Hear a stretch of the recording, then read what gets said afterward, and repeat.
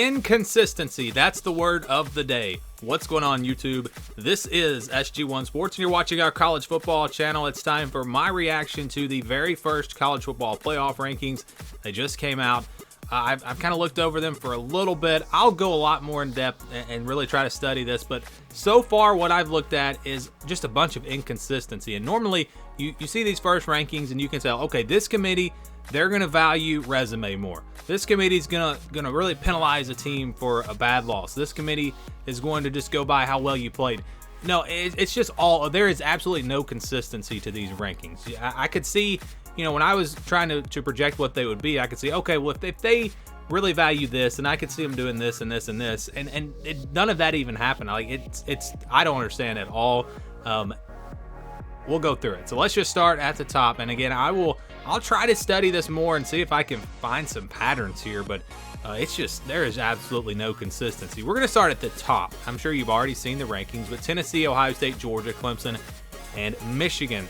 All right, so I projected Tennessee to be number one. That's no surprise. I was surprised that Ohio State was ahead of Georgia.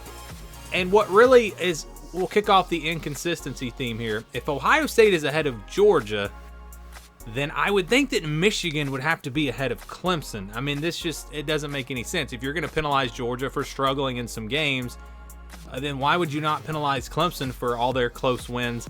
And if you're going to go by resume, Clemson has a better resume than Michigan. Okay, that's fine. But Georgia has a better resume than Ohio State. So this order just makes absolutely no sense to me. They came on and said that the reason Ohio State was number two was because of that high-powered offense that they have, that high-powered offense, and they just really liked that they came back and beat Penn State. So they came back and beat Penn State. The number two team had to come back to beat Penn State, whereas Michigan absolutely destroyed Penn State. And yeah, it was on the road, so you can use that argument. That's fine. So they liked that Ohio State was able to come back and beat the number 15 team. And they love that explosive offense. But then they said TCU was where they were, and we'll get to them in a second, because they're not as balanced. Okay, what about their explosive offense? And what about their comeback? How about the fact that they came from behind and beat Kansas State, who they have ranked ahead of Penn State? So, I mean, you can use one thing to prop up Ohio State, and then use, you can't use that to help TCU. I mean, why are they penalized? It just makes absolutely no sense. I talked about it. Georgia has a better resume than Ohio State. If we're going to go by performance, Ohio State's been more consistent. And if that's what they want to go with, that's fine. I have no problem with Ohio State ahead of Georgia. But if you're going to do that and you're going to look at consistency, Michigan should definitely be ahead of Clemson. In fact, Michigan should be ahead of Georgia. So that made absolutely no sense to me, that order.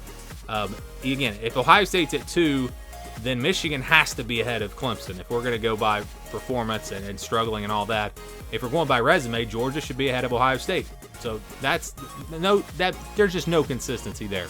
And it continues. It continues all through these rankings. So Alabama at 6, TCU at 7. Look, the reason why they did this, and to me it's kind of clear, because if you compare these resumes, it's not even close. TCU has a better resume, and they don't have any losses. You can go down the list and find some other teams that have 3 losses that have much better resumes than teams with 2 losses. And they don't put the team with 3 losses ahead of the team with 2 losses because they have an extra loss. Well, Alabama has an extra loss, and it was the number 1 team, so on the road. I guess it makes a little bit of sense there. But I talked about the things that were positive about Ohio State.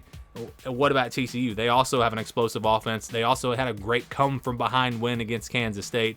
Just absolutely no consistency there. But the reason why I think they did this is because now if Alabama wins out, and TCU wins out, well, Alabama is already ahead of TCU. So an undefeated TCU is not going to pass a 1-loss Alabama. If Alabama wins the SEC, you don't have to worry about, people getting angry about Alabama jumping ahead of TCU because they're already there.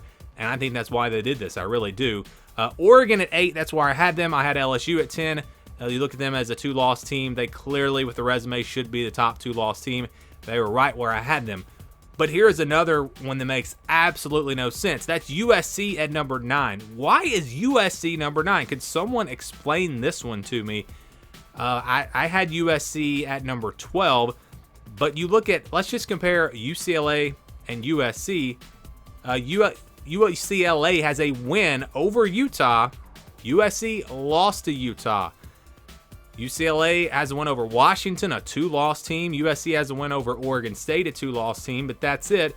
You know, the resume is so much better for UCLA, it just doesn't make any sense. So I have no idea why USC's in the top 10 when they have really no resume. They have no resume. So that one makes no sense to me. Let's continue on. 11 through 15, I don't know why Ole Miss is all the way up at number 11. I had them at 15. They have a win over Kentucky. That's it. I mean, there is nothing else on the resume. Maybe it's to make the case that LSU should be at number 10. Maybe it's to boost LSU. Maybe it's to help Alabama when they play them down the road. There is absolutely no reason for Ole Miss to be ranked that high. Kansas State at number 13. I had Kansas State at 13, so they're right where I had them. I have no issue with that. I think that's a very, very good spot for them, right where I thought they would be. I had Utah at a little bit higher. They've got them at 14. I had Utah at 11. Look, they beat USC. They beat Oregon State easier than USC did. I mean, that doesn't make any sense why USC should be ahead of Utah. I mean, you can go back to the losses thing. Well, go back to Alabama TCU. They had no problem putting a 1-loss Alabama ahead of an undefeated TCU. And again, Utah beat USC head-to-head. Do the games even matter? I mean, this made no sense to me. Penn State at 15. That's about where I had them. I had them at 14, so I have no issue there. Pretty much where I expected them to be. All right, so let's go 16 through 20. Illinois at number 16. These teams are actually almost exactly where I had them. I had them in a little bit different order. 16, 17, 18, 19, and 20. So let me just go back to my list. I had North Carolina at 16, Illinois at 17, Syracuse at 18, Tulane at 19, and Oklahoma State at 20. So it was very similar to this, just in a little bit different order. And these teams are all very close. This cluster of teams, very, very close. So I have no issue here. I think those 5 teams are where they should be. And now let's go to the final 5, where it really just doesn't make any sense. Wake Forest, NC State, Oregon State, Texas, and UCF. All right, so I had Wake Forest at I projected them at 23, NC State at 21, Oregon State at 25. So all those teams are pretty close to where I projected them to be. But here's where I just don't understand, and I'll tell you why they did it. But first of all, UCF. So UCF lost to Louisville. Louisville has a much better look. Louisville has one over UCF and Wake Forest. Louisville has 2 wins over teams that they have in the top 25. 2 wins.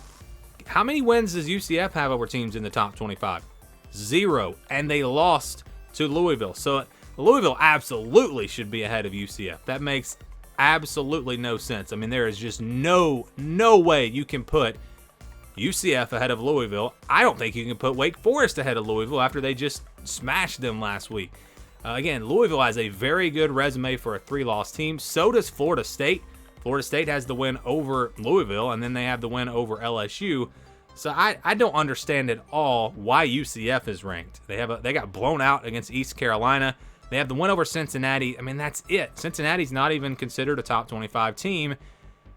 So I'm scratching my head trying to figure out the whole UCF here. Why are they ranked? I didn't have them even close to the rankings. And then Texas. There's Texas. Texas has a resume of beating Oklahoma. And that's it. That's it. That's the only win they have. A 3-loss Oklahoma team. That is the only win that Texas has.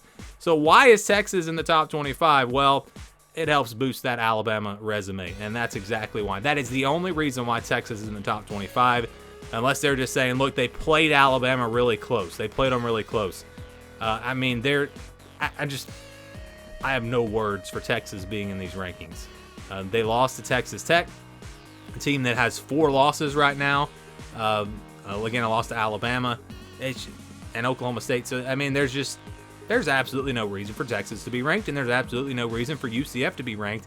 At first, I was like, well, they must just not have wanted to put a 3-loss team in there. Texas has 3 losses, too. I mean, it makes no sense to me. I don't know. Maybe I didn't get everything off of my chest here that I wanted to say about these teams, because I had a lot of thoughts coming into my head here. But the theme of these first rankings is just inconsistency. They use And they do this every year. They use one thing for this team, but then they penalize another team for doing the same thing. I mean, it just makes no sense, no consistency. And as I look through these rankings, I can't figure out why they did a lot of what they did. I just don't know. It just makes no sense to me. Would love to get your thoughts. What did you think about the rankings? Tennessee at number 1. Again, I did predict that. I felt very confident. I felt pretty confident that Georgia would be number 2. And again, if Ohio State is at 2, that's fine if you want to penalize Georgia for not playing great in some games. But again, the Clemson thing being over Michigan, you can't go one way for the one comparison and then use something different for another comparison. Just makes no sense. So your thoughts again down in the comments below. Thank you for watching, and stay tuned for more here on the SG1 Sports College Football Channel.